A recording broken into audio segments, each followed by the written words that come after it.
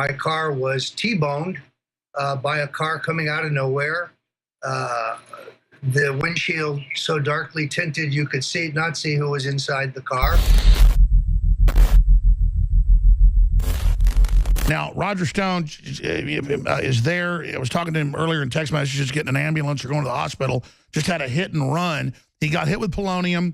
They said, oh, we're going to call him to Congress. They got hit with polonium, and they dropped the congressional hearing. They're still trying to say he's a Russian agent with no evidence. It's just an amazing time. So, Roger, thanks for popping in with us. Wow, you've been through a lot here. What just happened?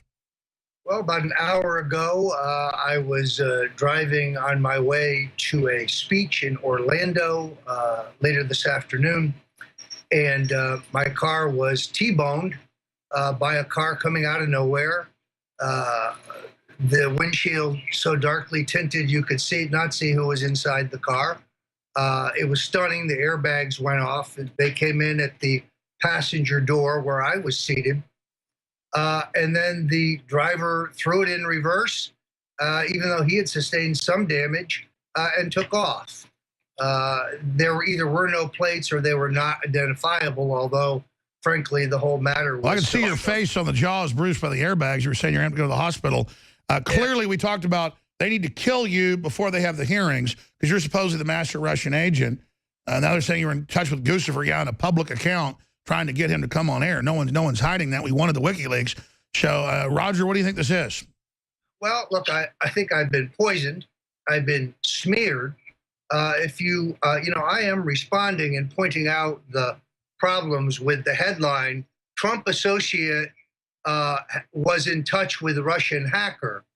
That's a false narrative. But I notice on Facebook and Google and Twitter, my retweets are down substantially when I defend myself with the facts. The fact that my contact, was after the hacking demonstrates that I could not have colluded. But we were trying to get Guccifer 2.0 on and WikiLeaks. Everybody, the media does that too. They just think the public's dumb. They said in the New York Times that they were surveilling Trump with wiretaps on January 20th. We did a whole show on it. We showed it, and then now they're saying that never happened. It's insane. He's crazy. There were no wiretaps of the president.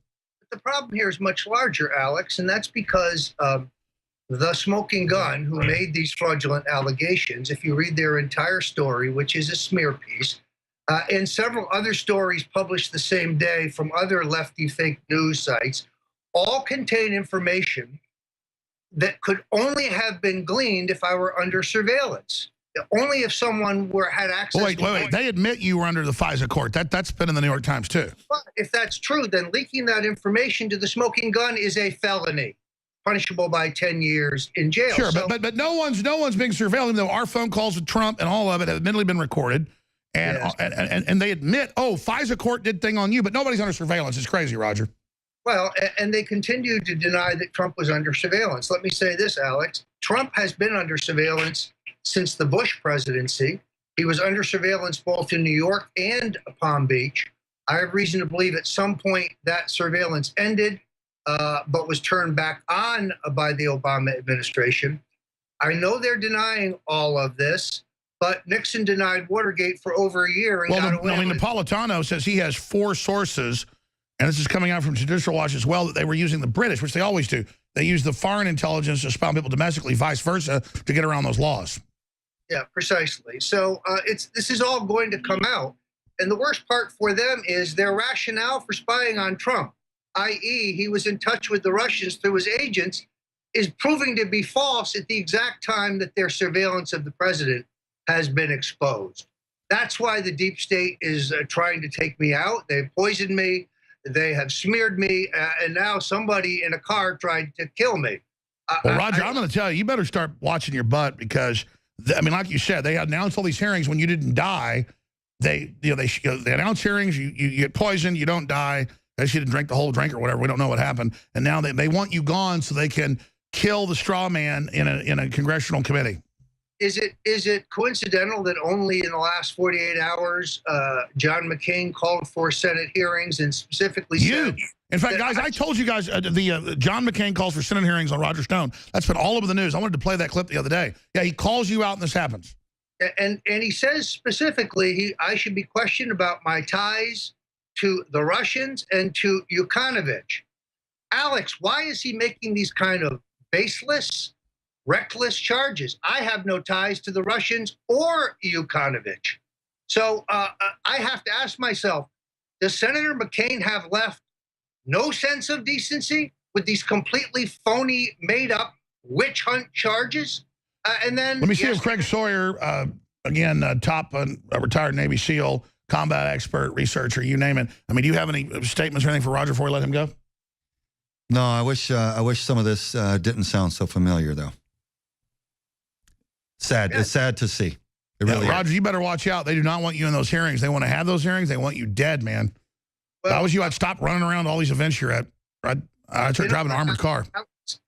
You know what? I'm not giving up this country without a fight. And I'm not going to be silenced. I'm not going to be censored. And I'm not going to be intimidated. This is why I love InfoWars. You can come here and tell the truth. No, I agree. But digitally, you can reach more people than running around to all these events.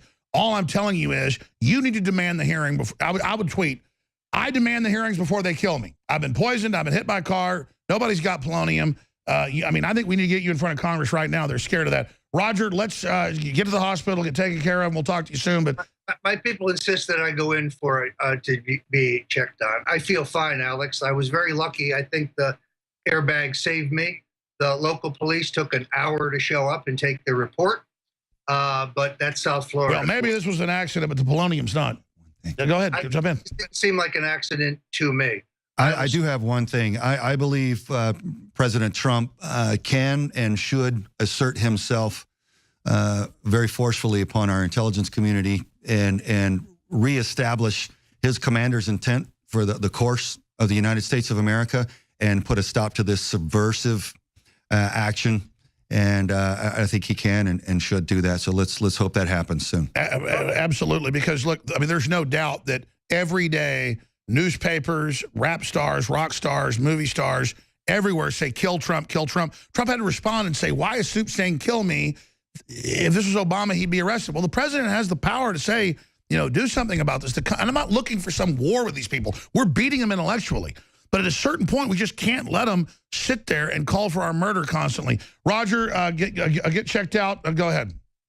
My final point is very clear. The president can do two things immediately, and I hope he will. First of all, release all government documents having to do with the surveillance of those who are allegedly in touch with Russians or any surveillance pertaining to Donald Trump. Release it all, number one. Number two, the Attorney General should impanel a grand jury. If not he, then a special prosecutor. That's fine with me.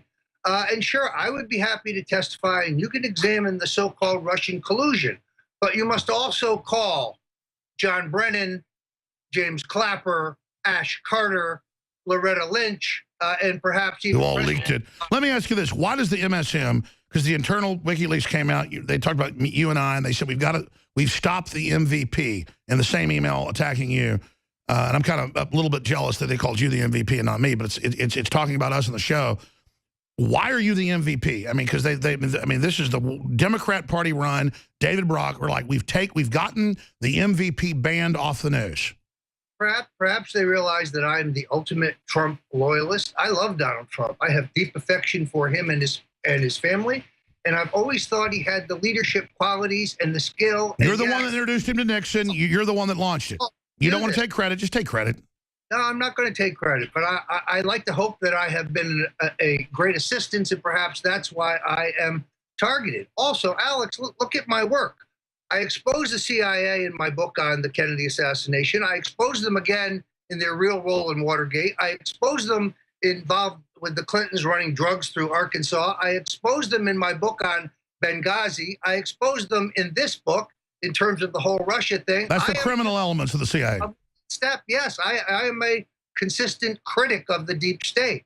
That's why I think I am targeted. All right, we'll talk to you soon. Glad you survived this. Thank you.